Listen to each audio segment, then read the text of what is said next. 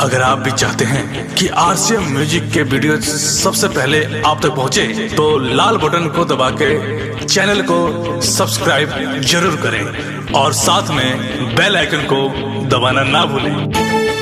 मजदूरों से क्या बैर थी, बतला दो सरकार, क्यों छोड़ दिया मझधार। हम मजदूरों से क्या बैर थी, बतला दो सरकार, क्यों छोड़ दिया मझधार। हाँ हाँ छोड़ दिया मझधार।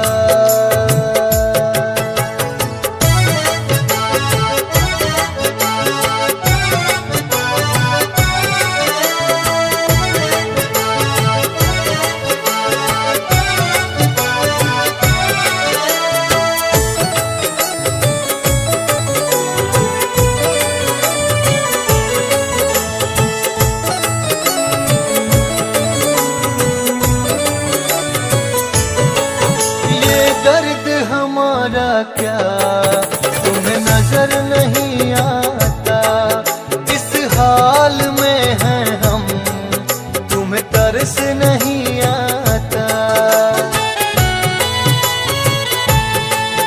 ये दर्द हमारा क्या तुम्हें नजर नहीं आता, इस हाल में हैं हम, तुम्हें तरस नहीं आता।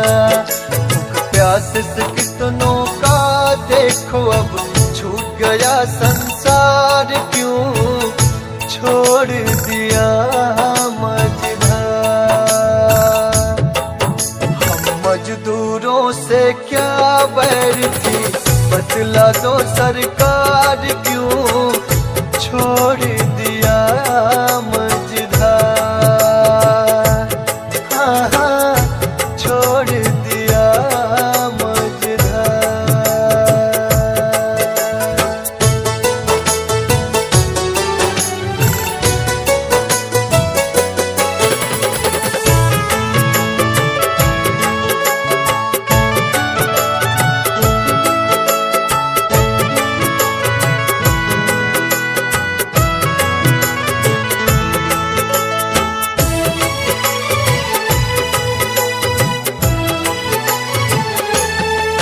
मजदूर हैं हम तो ना महलों के वासी हैं, हम सड़क पे रहते हैं, यही मथुरा काशी है।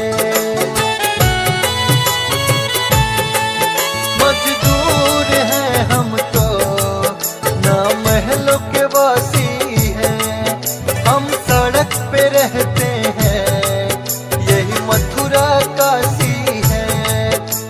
साथ हमारे कर रहे हो तुम ऐसा व्यवहार, क्यों छोड़ दिया मझधार।